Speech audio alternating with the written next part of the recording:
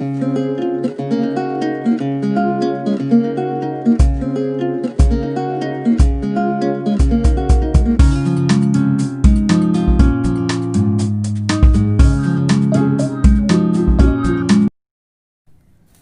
વિદ્યાર્થી મિત્રો, ધોરણ 5 વિષય ગણિત.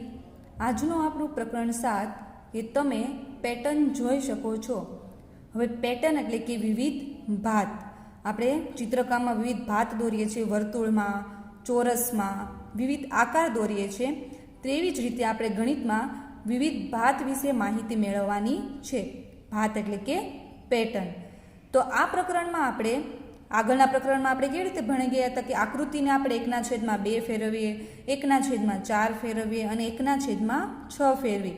તો આ પ્રકરણમાં એવી જ રીતે આપણે આકૃતિને ફેરવવાની છે કે તમને આકૃતિ આપેલી હશે, એના પછી આકૃતિ આગળ કઈ આવે તેના વિશે માહિતી મેળવવાની છે. એટલે કે વિવિધ આકારો અને પેટર્ન વિશે માહિતી મેળવવાની છે. તો એ સમજતા પહેલાં આપણે એક વસ્તુ સમજી લઈએ કે ધારો કે તમને આ એક વર્તુળ આપેલું છે, એટલે કે એક ઘડિયાળ આપેલી છે. હું અહીંયાથી શરૂઆત કરું છું, આ છે 0. હું અહીંયાથી આટલો ભાગ જાશ એટલે આ ભાગ થશે 90નો. એનાથી આગળ જાશ એટલે એ ભાગ આવશે 180નો. એટલે આખો આપણો આ ભાગ થયો 180. 180થી હું આગળ જાશ એટલે થશે 270 અને 270થી આગળ જાશ એટલે અહીંયા આવશે 360. તો આ રીતે વિદ્યાર્થી મિત્રો આ એક વર્તુળ છે, એના હું જો 4 ભાગ કરું છું, આ એક ભાગ અને આ બે, તો આ 1, 2, 3 અને 4 ભાગ કરું છું. તો આ એક ભાગને દર્શાવવો હોય મારે તો આને કહેવાશે 1/4. શા માટે? વર્તુળના 4 ભાગ છે, એમાંથી આ એક ભાગ થયો. હવે મારે આ 2 ભાગ દર્શાવવા છે તો થશે 2/4.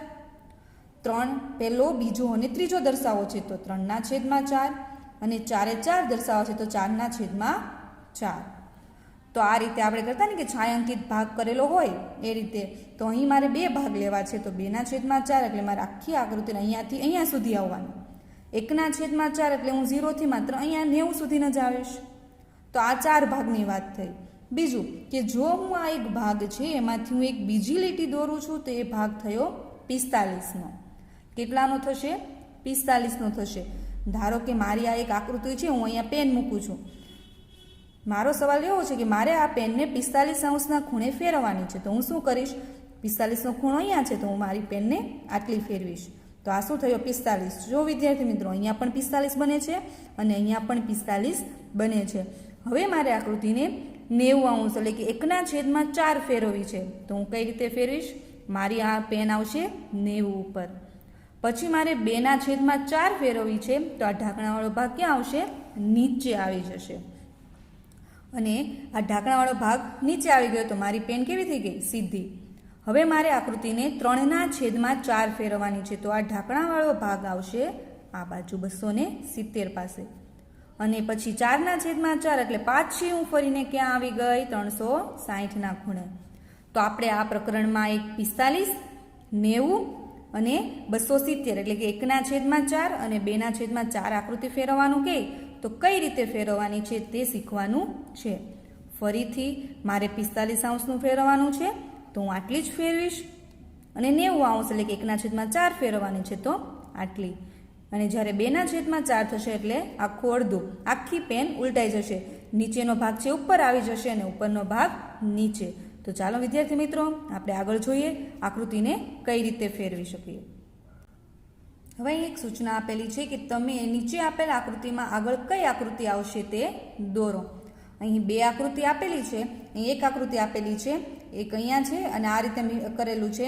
હવે એવી જ રીતે જ્યારે હું આકૃતિને ફેરવે છે તો આ ક્રોસમાં આવી જાય છે. હવે હું પાછી ફેરવું તો હવે આગળ કઈ પેટર્ન આવશે? તો આકૃતિમાં આ રીતે આ ટપકા આ રીતે આવી જશે.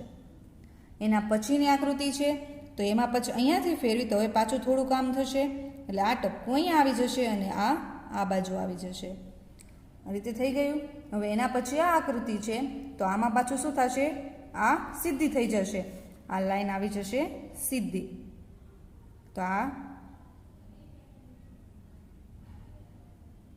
તો આ રીતે તમારે આગળ પેટર્ન વધારી શકો છો.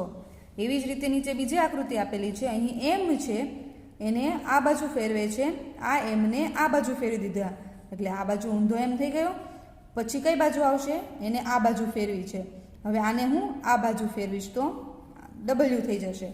આ બાજુ ફેરવાઈ ગયું. હવે એને પાછો આ બાજુ લાવીશ તો ઊંધો આ બાજુ એમ થઈ જશે. હવે એને નીચેની બાજુ લાવીશ તો આ થઈ ગયો એમ. તો આ કેટલા અંશે ફેરવેલું છે? 45 અંશે. કે પહેલાં આમ ફેરવેલું, પછી ઉપર વહી ગયું, પછી એમાંથી આવી ગયું ડબલ્યુ, એમાંથી પાછો એમ, એટલે કે ઊંધો ડબલ્યુ, અને એમાંથી આવી જશે પાછો એમ. એવી જ રીતે બીજી આકૃતિ આપેલી છે. હવે અહીં આપેલું છે અંદરની, આપણે કોઈ પણ હવે આવી આકૃતિ છે તો અંદરની ભાત જોવાની. તો અંદરની ભાતમાં આ રીતે ત્રિકોણ છે એને ફેરવે છે તો ત્રિકોણ આ બાજુ આવી જાય છે.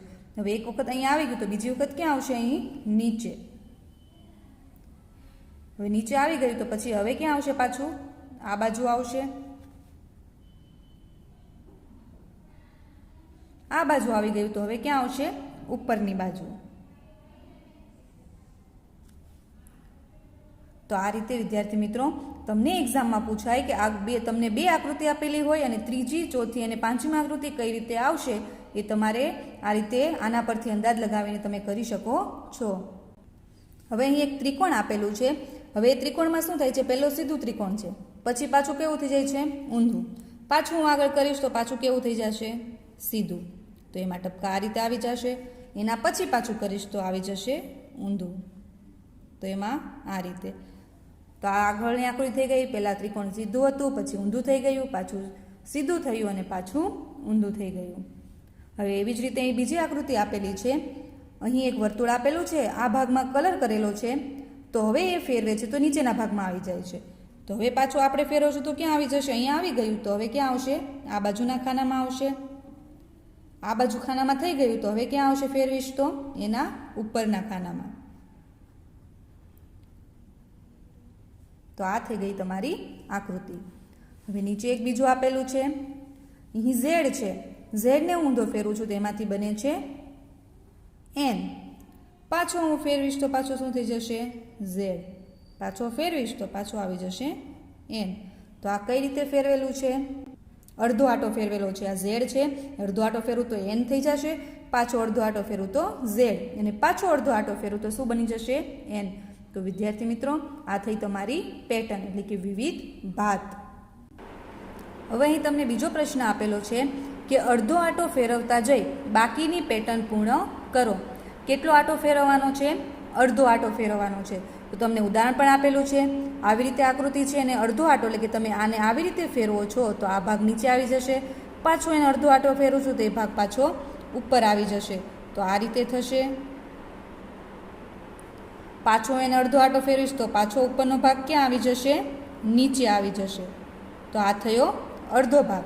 પાછું હું એને ફેરવીશ તો એ ક્યાં આવી જશે? ઉપર આવી જશે. તો આ થયો તમારો અડધો ભાગ. અડધો ભાગ ફેરવો છો એટલે કે અડધો આટો ફેરવો છો તો ઉપરનું છે એ ક્યાં આવી જશે? નીચે. અને નીચે આવે છે તો પાછો એ ક્યાં આવી જશે? ઉપર. હવે બીજું છે, બીજી આકૃતિ આપેલી છે. એને તમે અડધો આટો ફેરવો છો, અહીંયા છે અર્ધ વર્તુળ છે, એને અડધો આટો ફેરવો તો એ ક્યાં આવી જશે? નીચે.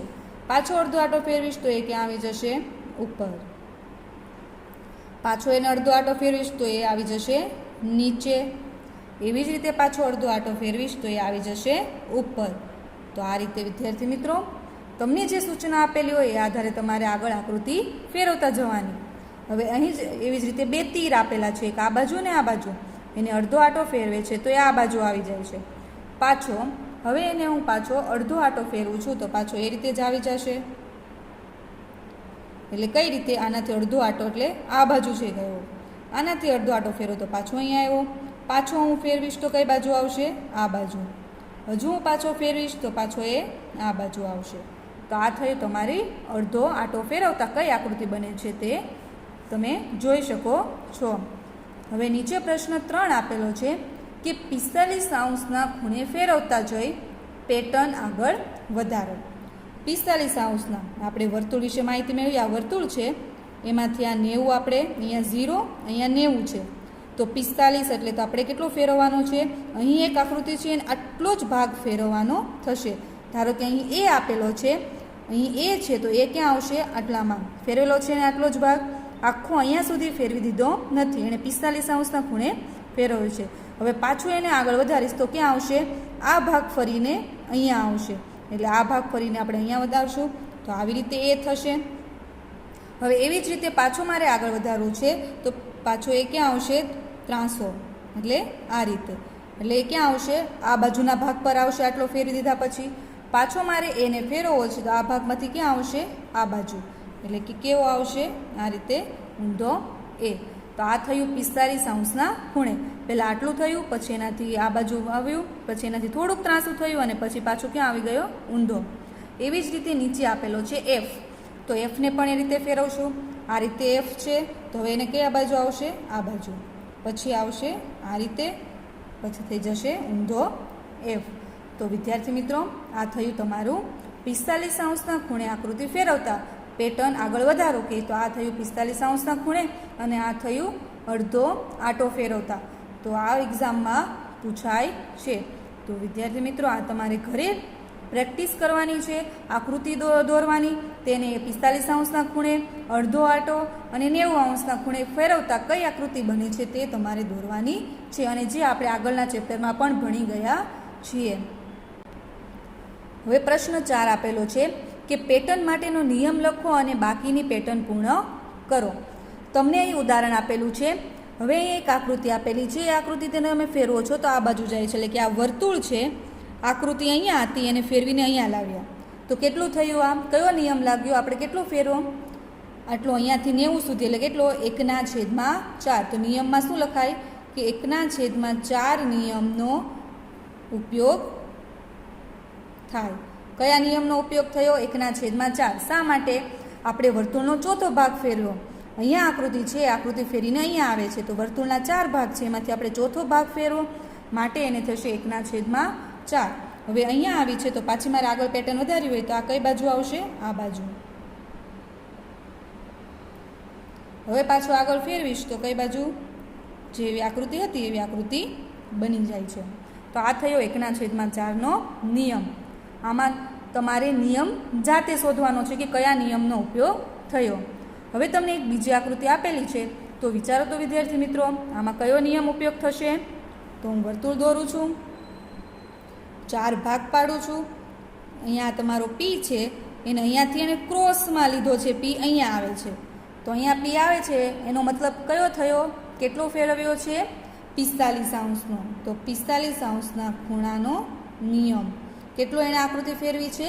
45° ખૂણે. તો આ બાજુ છે, તો હવે કઈ બાજુ આવશે? આમ ક્રોસમાં થશે, પછી કઈ આવશે? ઊંધી. બરાબર. તો આ થયો 45°નો ખૂણો. તો વિદ્યાર્થી મિત્રો, આ તમને જ્યારે નિયમ પૂછે તો આકૃતિના ઉદાહરણ જોવાના અને તેના પરથી તમે નિયમ પણ લખી શકો છો અને નિયમ પરથી આકૃતિને પણ ફેરવી શકો છો.